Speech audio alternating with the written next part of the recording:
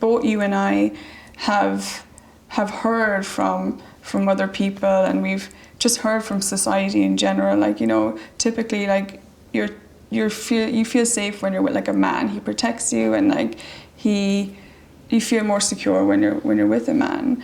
And I have never felt more safe and secure with you. Yeah. I feel like you would stand in front of me for anything, and I would for you.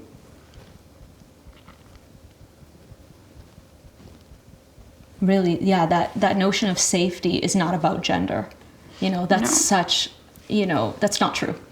Because I have never, both you and I have been with men in the past, and I have never felt safer. And safer with my, like, literally, like, me, but also my heart, my mind, just who I am, you know? I've never felt safer in my entire life than with you. Yeah. I look at you and I know you get me, you know? I do get you. And that's safety. Why did you decide to marry me? Well, imagine if I asked that in, like, a different tone. Why did you decide to marry me? Well, I'm not married to you yet. Yeah, soon. But we're engaged. We're engaged, and why did I decide that I wanted to marry you? You are my favorite person. I look up to you. You are my best friend. I don't want to be without you. I do not want my life to be lived without you. I want us to have a shared life. Like, I want us to do life together. That would even be my answer. Like, I couldn't not be with you. Once I met you, I had to live life with you. Yeah, it was like a life together. And also, as an LGBTQ plus couple, I want to marry you because we can. Mm-hmm. You know, that's a powerful thing as well. And yeah. I'm so looking forward to, and I say this, and I mean it so much, I'm so looking forward to us as a couple being taken more seriously by the outside world when we are married. You said that. Yeah. Because I think, like, gay women, gay men, but because we're women, gay women get a lot of shit for being gay, and we know what it's like to walk down the street holding hands and having people stare at us, or having someone shout at us, and you know, just I want to say this is my wife, and I want to say, like, this is how serious we are. Yeah. And that means something to me. I want people to take us seriously as a couple. Yeah. Because we take each other seriously. Was that what you were about to say? Yeah, because we do. Yeah. And also because there is, like, there is still a stigma surrounding gay relationships, and we've seen it firsthand. So to introduce you as my wife to people will be really empowering. Empowering. Love that word. I love you. I love you. Is it Michael? It is. I don't remember. Every time. What was our hardest time together? And I just sounded so Irish when I said that. I just realised, like, what was our hardest time together? What was our hardest time together, and how did we overcome it? Oh, that is so easy. Long distance relationship. Yeah, we both know. We did an 8,325 mile long distance relationship, and I know it by heart because it's that far. And it was a year of that.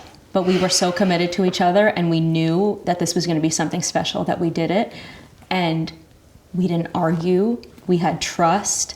We were committed. We had fun. Mm-hmm. But it was hard. It was so hard being here in LA without you, especially because, you know, you'd be here every month for a couple of days, maybe sometimes multiple times a month. And we would make the most out of those days, and then you'd leave, and I would feel like the city was empty without you. It was hard. It was very hard. It was so hard. And not only were we long distance, but you were a flight attendant. You were everywhere in the world. So I was looking up time zones. Yeah. It was a different experience for both of us, wasn't it? Yeah. Like, I missed you so much, and I would come here and I'd feel, first of all, so tired. Like, every time I had you, there was, like, I was exhausted. You know, we'd go out for dinner and I'd be like, Tiana, like, I'm so tired. Like, I cannot even stay awake. and you were just a trooper. You really were. You were for going out tired like that. You were so patient with me, and oh my God, when I had to leave you, Tiana. We cried like every single time.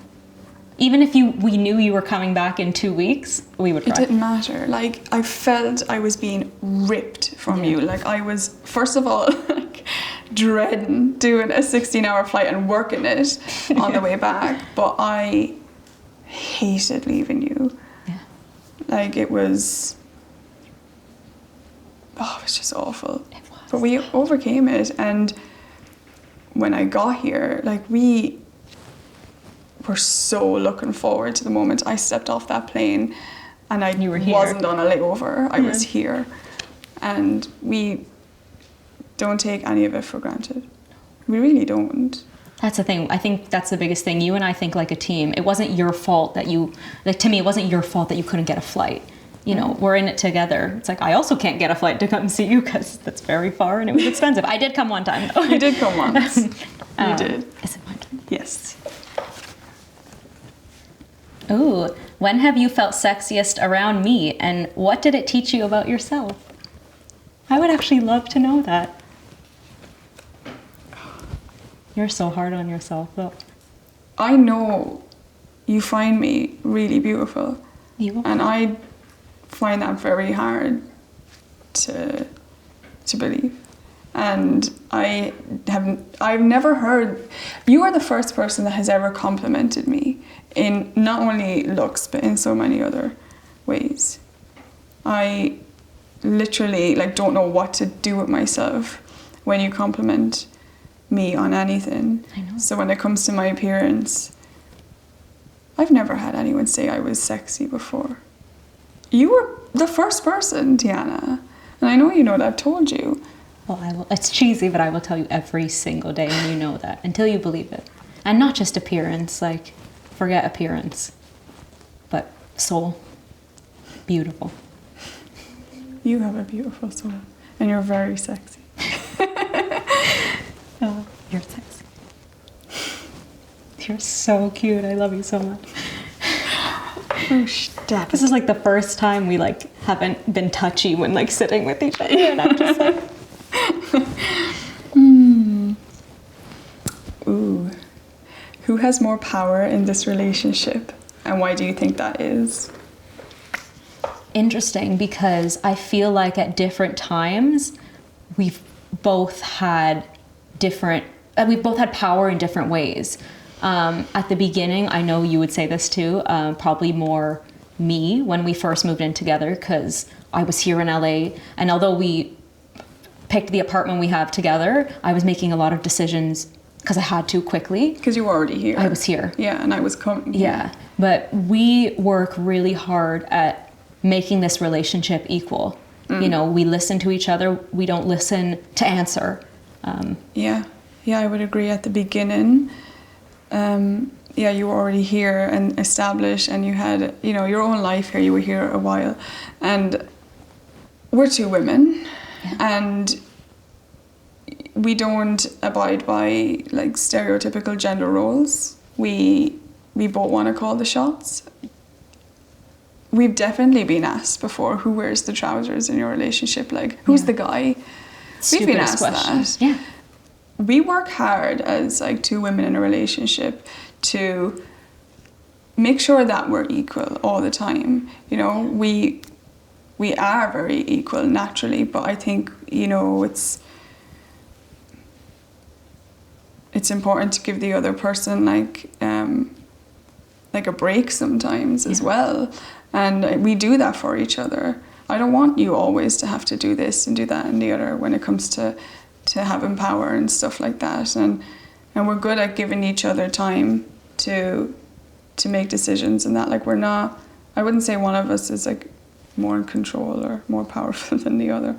I think that's just simply equality as well. I see you as an equal, so I want you to have equal power, Yeah. When were you the most in love with me? I feel like I have to say right now, because I love you more and more every single day. So I can't say in the past because I love you the most I have ever right now, you know, and not just because we're sitting here in a deep conversation, but I learn something new about you every day, something I love every day. It's like, what do we always say? Souls going on journeys together. Yeah, I feel like I'm on a soul journey with you. Yeah. I am the most in love with you right now. Yeah. Yeah. On the same page. I want to give you a kiss. Kiss me. You did great. You're a great speaker. Thanks. Hey, beautiful people. Thank you so much for being here. Thank you so much for watching. I'm Nick from The Skin Deep, and I just wanted to let you know that we've taken some of our most powerful questions from these sessions and put them into the end card game. So if you want to have more meaningful conversations, if you want to have deeper conversations in your life with the people you love, go to shop.theskindeep.com and check them out. Otherwise, thank you so much for being here. We love you.